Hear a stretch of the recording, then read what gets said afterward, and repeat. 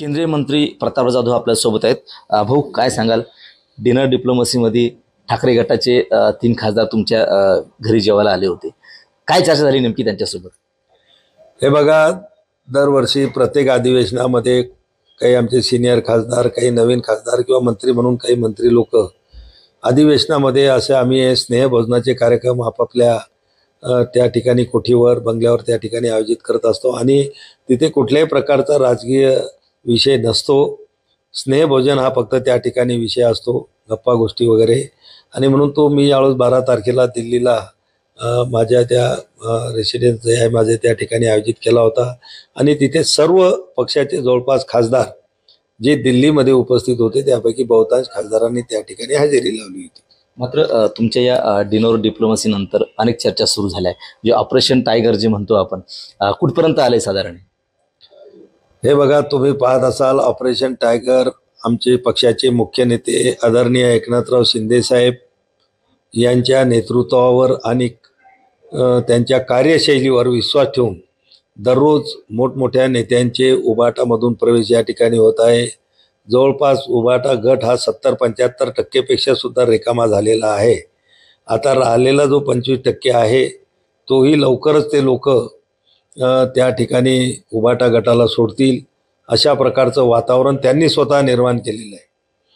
तुम्हाला जर सांगायचं झालं तर खासदारावर त्यांनी माझ्याकडे का जेवायला आले म्हणून त्यांच्यावर अविश्वास दाखवला. आणि त्या खासदाराचे जर तुम्ही पाहिलं असेल, काही खासदारांनी आपल्याला बाईट देताना हे सांगितलं की आमचे त्याचे 30-30 वर्षापासूनचे आमचे संबंध आहेत, मैत्री आहे, आमचे त्यांच्याकडे मंत्री म्हणून काही कामं असतात आमच्या मतदारसंघाचे, ते करणं आमची गरज असते किंवा आवश्यकता असते, कर्तृत्व आम्हाला दाखवावं लागतं आणि म्हणून आम्ही त्यांच्याकडे जात असतो. त्यांनी जेवायला बोलावलं आणि आम्ही जेवण केलं, याच्यावर कोणा आक्षेप घ्यावा अशातलं नाही. पण मला वाटते त्याच्यावरही आक्षेप घेतला गेला, त्यांच्यावर अविश्वास दाखवला गेला. कोणी कोणाच्या घरी जेवायला जाणं म्हणजे काय तो त्या पक्षात जाणं असं होत नाही. या ऑपरेशन टायगरच्या माध्यमातून कोण कोण सोबत येणार आहेत, काही माहिती आहे का? काही आकडा आहे का साधारण? हे बघा, आकडा हा अगोदर कधी सांगितल्या जात नाही. कोण येणार आहे त्याचे नावं एक्सपोज त्या ठिकाणी केल्या जात नसतात. पण एवढं मात्र मी तुम्हाला सांगतो की मोठ्या प्रमाणामध्ये उद्धवजी ठाकरे साहेब असतील, त्यानंतर आदित्य ठाकरे असेल, यांच्या वागणुकीमुळं किंवा यांनी जो वारंवार जे लाखो लोकांची मतं घेऊन निवडून येतात अशा लोकप्रतिनिधींवर अविश्वास दाखवणं हा निश्चितच त्यांच्या स्वाभिमानाला त्या ठिकाणी धक्का लागतो. आणि याच्यामुळं लोक कंटाळून, त्यांच्या वागणुकीला कंटाळून, कार्यशैलीला कंटाळून आणि शिंदेसाहेबांच्या नेतृत्वावर विश्वास ठेवून मोठ्या प्रमाणामध्ये शिवसेनेकडे आकृष्ट होत आहेत. खरं म्हणजे माझ्या बंगल्यावर जेवायला आल्यानंतर त्यांनी ऑब्जेक्शन घेण्याची काही गरज नव्हती. खासदार म्हणून, मित्र म्हणून ते जेवायला आलेत.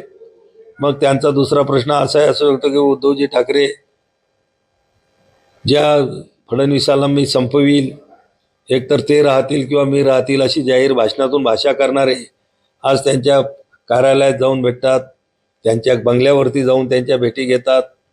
म्हणजे नेते लोकांसाठी सगळं माफ, नेते म्हणजे सगळं काही त्यांच्यावर म्हणजे आम्हीच म्हणजे पक्ष असं जे दाखवतात.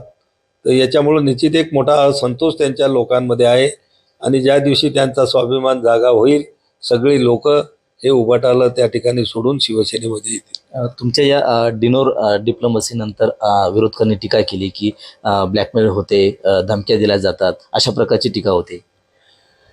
हे बघा, आता त्यांच्याजवळ बोलण्यासारखा काही विषय राहिला नाही. मला वाटते आमच्यावर आरोप केल्यापेक्षा यांनी, यांचे आमदार, यांचे खासदार, यांचे लोक पदाधिकारी यांच्यासोबत कसे राहतील याची मला वाटते त्यांनी काळजी घ्यावी. आता जर तुम्ही असं म्हणत असाल तर मागच्या 2.5 वर्षापूर्वी एकनाथराव शिंदे साहेबांनी जो उठाव केला त्याच्यामध्ये 50 आमदार त्याच्यामध्ये सहभागी झाले आणि एका निष्क्रिय मुख्यमंत्र्याला, घरातून कारभार चालवणाऱ्या मुख्यमंत्र्याला पायउतार केलं. आणि एक सक्रिय मुख्यमंत्री कसा असतो हे 2.5 वर्षामध्ये संपूर्ण महाराष्ट्रानं पाहिलं. आणि म्हणून त्यावेळेसही आमच्यावर ह्याच टीका केल्या गेलेल्या होत्या. पण लोकसभेमध्ये ज्यावेळेस आम्ही 18 पैकी 13 खासदार एकनाथराव शिंदे साहेबांच्या नेतृत्वावर विश्वास ठेवून त्यांच्यासोबत आलो तर आम्हाला तर कुठल्या धमक्या नव्हत्या. आणि आम्ही बहुतांशी लोक जे आहे आम्ही शेतकरी कुटुंबातून आलेलो आहे, आम्ही तर काही परदेशामध्ये कुठं पैसे पाठवलेले नाहीत किंवा कुठं आमचे 2 नंबरचे धंदे कुठे चालत नाहीत किंवा आमच्या कुठल्या चौकशा होतील याची भीती आम्हाला कधी नव्हती.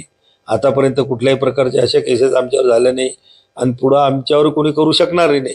त्यामुळे हे जे वक्तव्य आहे हे स्वतःच्या मनाचं ते काही आत्मिक समाधान ज्याला आपण म्हणतो तो करून घेण्याचा प्रयत्न आहे. पण अशा धमक्या गिमक्याला कोणी घाबरत नसतं. लोक प्रेमानंच त्या ठिकाणी आले जातात आणि प्रेमानंच जग जिंकलं जातं म्हटलं जातं.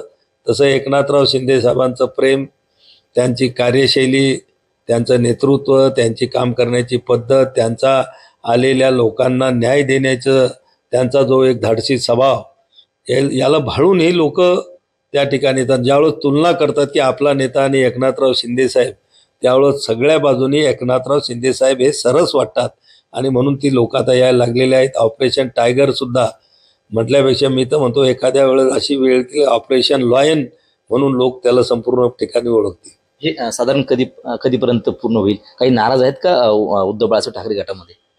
हे बघा, तुम्हाला मी सांगतो, मग ही चिंता ते लोक काय वेगळे मी सांगण्यापेक्षा जर आदित्य ठाकरे दिल्लीमध्ये येऊन आम्हाला विचारल्याशिवाय कोणाकडे जेवायला जाऊ नका, आम्हाला विचारल्याशिवाय कोणाला भेटू नका, आम्हाला विचारल्याशिवाय कोणाच्या घरी जाऊ नका, हा जो प्रकार त्या चालू आहे, म्हणजे याच्यातूनच ते स्वतःच त्यांच्या लोकप्रतिनिधीवर त्यांचा विश्वास राहिलेला नाही हे त्यातून सिद्ध होतं.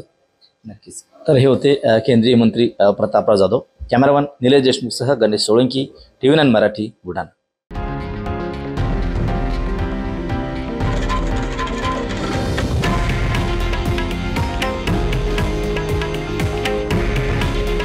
हे आहे देशातील नंबर 1 न्यूज नेटवर्क आणि आपण पाहत आहात TV9 मराठी.